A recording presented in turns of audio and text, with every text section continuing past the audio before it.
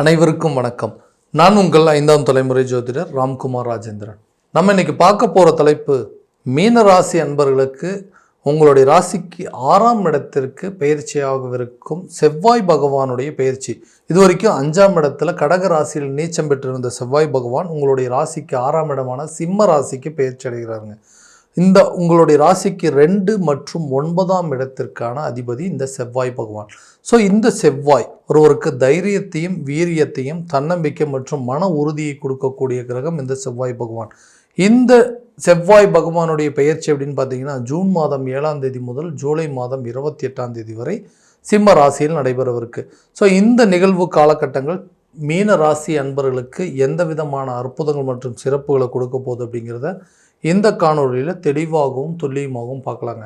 நம்ம சேனலை first time பார்க்குறவங்க வந்து சப்ஸ்கிரைப் பண்ணிக்கோங்க, பெல் பட்டனை கிளிக் பண்ணி ஆல் அப்படிங்கிற ஆப்ஷன் கொடுத்துக்கோங்க. மீன ராசி அன்பர்கள் குரு பகவானை அதிபதியாக கொண்டவர்கள், மிகவும் பொறுமைசாலிங்க, வைராகியத்திற்கு கட்டுப்பட்டவர்கள், பாசத்திற்கு அடிமையானவர்கள்னு சொல்லலாங்க. எந்த ஒரு விஷயத்தையுமே ரொம்ப நிதானத்தோடு செயல்படக்கூடிய நபர்கள், நிறைய விஷயத்த ரொம்ப டீப்பாக ஆழமாக திங்க் பண்ணிவிட்டு ஒவ்வொரு காரியத்தையும் செய்து முடிக்கக்கூடிய நபர்கள்.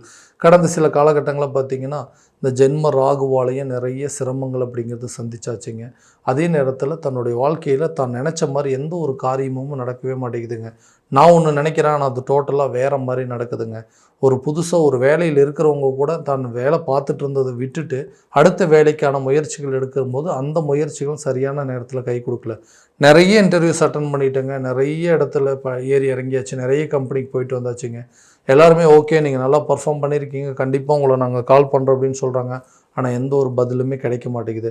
ஒரு வேலையில் இருக்கிறவங்க அந்த வேலையை ரிசைன் பண்ணிவிட்டு வேறு ஒரு வேலைக்கு சேர்ந்தோம் அப்படின்னா அதில் சில சேலரி இன்க்ரிமெண்ட்லாம் கிடைக்கும், தன்னுடைய வாழ்வாதாரம் அப்படிங்கிறது மேம்படும், அதுக்கு உண்டான முயற்சிகள் அப்படிங்கிறது பண்ணுறோம், அதுவுமே சரியான விதத்தில் அமையலை. கவர்மெண்ட் எக்ஸாம் நிறைய எழுதிட்டுருக்கேங்க, அட்லீஸ்ட் எப்படியாவது ஒரு கவர்மெண்ட் ஜாப் வந்து ஒன்று ட்ரை பண்ணி வாங்கிடணும் அப்படின்னு பண்ணுறேன். இதெல்லாம் வந்து எனக்கு சரியான விதத்தில் எதுவுமே அமைய மாட்டேங்குதுன்னு யோசிக்கிறவங்களுக்கு இந்த காலகட்டங்கள் அதுக்கு உண்டான முயற்சிகள் கண்டிப்பாக உங்களுக்கு ஒரு உறுதுணையாக இருக்க போகுதுங்க. புதுசாக வேலை தேடுறவங்களுக்கு புதிய வேலை கிடைக்குங்க. அரசு சம்மந்தப்பட்ட அனுகூலங்கள், அதாவது அதுக்கு உண்டான முயற்சிகள் பண்ணுறவங்களுக்கு இது ஒரு சாதகமான சூழலாக இருக்க போகுது. ஒரு இடத்துல கம்பெனிலேருந்து இன்னொரு கம்பெனிக்கு மாற்றம் பண்ணோம்னா கண்டிப்பாக சேலரி இன்க்ரிமெண்ட் ஏற்படும். அப்படின்னா இந்த காலகட்டங்களில் உங்களுக்கு ஆல்மோஸ்ட் ஒரு 50-51 நாட்கள் இருக்க போது இந்த டைமில் நீங்கள் அதுக்குண்டான முயற்சிகள் பண்ணிங்கன்னா புதுசாக வேலை கிடைப்பதில் ஒரு கம்பெனிலேருந்து இன்னொரு இடத்துக்கு மாறுறதுக்கோ அல்லது டிரான்ஸ்ஃபர் சம்மந்தப்பட்ட யோகமோ, வெளியூர் அல்லது வெளிநாடு சம்மந்தப்பட்ட வாய்ப்புகள் அப்படிங்கிறது கிடைப்பதற்கான சூழல் அப்படிங்கிறது நிச்சயமாக இருக்க போதுங்க. அதே நேரத்தில் இது வரைக்கும் வந்து நாம் பார்த்துட்டு இருந்த ஒரு தொழில், நம்ம பண்ணிகிட்டு இருந்த ஒரு பிஸ்னஸில் லாபகரமான சூழல் அப்படிங்கிறது எதுவுமே இல்லைங்க. நான் ஆரம்பித்த காலத்தில் ஒரு நல்ல விதமாக ஓஹோன்னு போயிட்டு இருந்தது. ஒரு பார்ட்னர்ஷிப்பாக ஆரம்பிச்சிடணும், திடீர்னு என்ன நடந்ததுன்னு தெரியல, பார்ட்னர்ஷிப் அப்படிங்கிறது உடஞ்சிருச்சுங்க. கூட இருந்த கூட்டாளிகள் நம்மளை ஏமாத்துகிற மாதிரி சில சூழ்நிலைகள் அப்படிங்கிறது இருந்துச்சு. பார்ட்னர்ஷிப் வேண்டாங்க, சொந்தமாக ஏற்படுத்தலாம் அப்படின்னு சொல்லி சொந்தமாக ஆரம்பித்தேன். எல்லாமே நல்லா தான் போயிட்டு இருந்தது. திடீர்னு ஒரு தடுமாற்றங்கள் இருந்த ஒரு பிஸ்னஸில் ஒரு மிகப்பெரிய லாஸ் வரத்துக்கான சூழல் அப்படிங்கிறது ஏற்பட்டுச்சு. தொழில் தேவையில்லாத முடக்கிருச்சுங்க. கிணத்துல போட்ட கல் மாதிரி அப்படியே பிஸ்னஸ் தேங்கி நிற்கிது. ஸோ இந்த நிலையிலேருந்து வெளியே வரத்துக்கு நிறைய முயற்சிகள் பண்ணி அது மூலமாக கடன்கள் அப்படிங்கிறத வாங்கி அந்த கடனுக்கு இன்றைக்கி தேவையில்லாமல் வட்டி கட்டக்கூடிய நிலைக்கு வந்துட்டேங்க. கடன் இல்லாமல் வாழணும் அப்படின்னா கண்டிப்பாக இந்த பிஸ்னஸ் நல்லபடியாக நான் ரன் பண்ணணும். ஸோ அதுக்குண்டான சாதகமான சூழலை ஏற்படவே மாட்டேங்குதுன்னா நிச்சயமாக ஏற்படுங்க. எதிரிகள் உங்களை விட்டு விலகுவாங்க. யாரெல்லாம் உங்களுக்கு வந்து தொழிலில் தேவையில்லாத தடைகள் கொடுத்துட்டு இருந்தாங்க, எதிர்ப்புகளாக இருந்து கூட இருந்த பார்ட்னர்ஸ் எல்லாமே உங்களுக்கு துரோகம் பண்ணிட்டு இருந்தாங்களா, அவங்களாம் உங்களை விட்டு விலகக்கூடிய காலகட்டமாக இருக்க போது உங்கள் தொழிலை நீங்களே நிலைநாட்டக்கூடிய அளவுக்கு சில சூழ்நிலைகள், அதில் ஒரு நல்ல லாபகரமான சூழல், அதில் சம்பாதிச்சு அந்த கடனை அடைப்பதற்கான நிலைகள் அப்படிங்கிறது ஏற்படுங்க. ஒரு இடத்துலேருந்து இன்னொரு இடத்துக்கு பிஸ்னஸை மாற்றுறதுக்கான நிலைகளும், அந்த இடத்துலேருந்து மறுபடியும் வேற ஒரு இடத்துக்கு மாற்றுறதுக்கான சூழல் அப்படிங்கிறதுலாம் கண்டிப்பாக ஏற்படும். ஸோ தொழில் மாற்றம் அப்படிங்கிறது ஏற்படுங்க. அதில் ஒரு நல்ல ஒரு முன்னேற்றம் அப்படிங்கிறது இருக்கும். இது வரைக்கும் கொடுக்கல் வாங்கலில் இருந்து வந்த பிரச்சனைகள் அப்படிங்கிறது படிப்படியாக நீங்கும். ஏதாவது ஒரு விதத்தில் உங்களுடைய பண தேவைகள் அப்படிங்கிறது பூர்த்தி அடையும். எதிர்பார்த்த இடத்துல இந்த தொகைகள் உங்கள் கைக்கு வருங்க. நீங்கள் கொடுக்க வேண்டிய இடத்துல கரெக்டான நேரத்தில் கொடுப்பீங்க. அந்த வரவேண்டிய தொகைகள் உங்களுக்கு இந்த நேரத்தில் நல்ல ஒரு பலன் அப்படிங்கிறது கொடுக்கும். எதிர்பார்த்த நேரத்தில் கிடைக்கக்கூடிய பண விஷயங்கள், பண உதவிகள் அப்படிங்கிறது இந்த நேரத்தில் நல்லபடியாக இருக்குங்க. யாரெல்லாம் உங்களை வந்து ஏமாத்துறாங்களோ அவங்களாம் உங்களை விட்டுட்டு போகிற அளவுக்கு சில சூழ்நிலைகள் அப்படிங்கிறது நிச்சயமாக இருக்குங்க. ஸோ தொழிலையும் சரி, உங்களுடைய வேலை ரீதியாகவும் சரி, நல்ல முன்னேற்ற பாதையை நோக்கி செல்லக்கூடிய ஒரு காலகட்டமாக இருக்க போதுங்க. திருமணம் சம்பந்தப்பட்ட யோகங்கள் அப்படிங்கிறது வீட்டில் கூடிய சீக்கிரத்தில் ஒரு சுப நிகழ்வுகள் அப்படிங்கிறது கண்டிப்பாக நடக்கும். இதுவரைக்கும் இருந்த அந்த தடைகள் அப்படிங்கிறது அகண்டு கூடிய விரைவில் குடும்பத்தில் ஒரு சுப நிகழ்ச்சிகள் நடப்பதற்கான வாய்ப்புகள் அப்படிங்கிறது ஏற்படுங்க. ரொம்ப நாள் இருந்த அந்த திருமண தடைகள் அகலும். கணவன் மனைவிக்கிடையே நல்ல ஒரு ஒற்றுமை அப்படிங்கிறது ஏற்படுங்க. ஏன்னா கணவன் மனைவிக்கிடையே இருக்கக்கூடிய அண்டர்ஸ்டாண்டிங் அப்படிங்கிறது மிக முக்கியமான ஒரு விஷயங்க. எதுக்கெடுத்தாலும் சண்டை போட்டுட்ருக்கோம். வெளியே தான் நிறைய பிரச்சனையை சந்திக்கிறோம் அப்படின்னா வீடு தேடி வந்தால் வீட்டில் அதுக்கு மேலே நிறைய பிரச்சனைகள். ஒரு இடத்துல நிம்மதியாக உட்காந்து சாப்பிட்டே ரொம்ப நாள் ஆச்சுங்க. கணவன் மனைவிக்குள்ளே நல்லா சிரித்து மகிழ்ச்சியாக பேசி ரொம்ப வருஷம் ஆகுதுங்க. அந்த மாதிரி நிலைகளில் போயிட்டுருக்கு. ஸோ இந்த பிரச்சனைகள் எப்போ தான் தீரும்? நாங்கள் 2 பேரும் நல்லபடியாக பழைய நிலைக்கே மாற முடியாதா அப்படின்னு யோசிச்சிங்கன்னா கண்டிப்பாக கணவன் மனைவிக்கிடையே இருக்கக்கூடிய பிரிவினைகள் அப்படிங்கிறது கூடிய விரைவில் ஒற்றுமையாக போதுங்க. 2 பேருக்கு இருக்கக்கூடிய மிஸ் அண்டர்ஸ்டாண்டிங் அப்படிங்கிறது தீரும். கணவன் மனைவிக்கிடையே நல்ல ஒரு ஒற்றுமை, குடும்பத்தில் நல்ல ஒரு மேன்மை அப்படிங்கிறது ஏற்படுங்க. குடும்பத்துக்கு தேவையான பொருட்கள் அனைத்தையும் வாங்கி போட்டு மகிழக்கூடிய ஒரு காலகட்டமாக இருக்க போது சண்டை சச்சரவுகள் தீர்ந்து நல்ல ஒரு ஒற்றுமை அப்படிங்கிறது ஏற்படுங்க.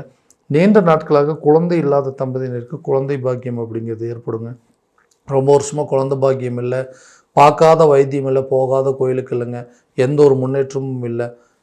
இந்த மாதிரி பிரச்சனைகளுக்கு கண்டிப்பாக ஒரு அளவுக்கு தீர்வுகள் அப்படிங்கிறது கிடைக்குங்க. மருத்துவ ரீதியாக நீங்கள் எடுக்கக்கூடிய மருத்துவ முயற்சிகளும் நல்ல ஒரு பலன் அப்படிங்கிறது இருக்குங்க. இந்த ஐவிஎஃப் சம்மந்தப்பட்ட செயற்கை கருத்தரிப்பு சம்மந்தப்பட்ட விஷயங்களுக்கு எடுக்கக்கூடிய சில மருத்துவ முயற்சிகள் கூட இந்த காலகட்டங்களில் நல்ல ஒரு பலன் அப்படிங்கிறது இருக்குங்க. அடுத்ததாக இந்த வீடு கட்டக்கூடிய யோகம், ஒரு புதிய வண்டி வாகனங்கள் வாங்குவதற்கான சேர்க்கை அப்படிங்கிறதெல்லாம் கட்டாயமாக இருக்க போகுது. ரொம்ப நாளாக எதிர்பார்த்துட்ருக்கோங்க. ஒரு வீட்டுக்கு தேவையான சில பொருட்கள் வாங்கணும், ஒரு வண்டி வாகனம் வாங்கணுங்க, சொந்தமாக ஒரு வீடு கட்டணும். எத்தனை நாள் தான் வாழ்க்கையே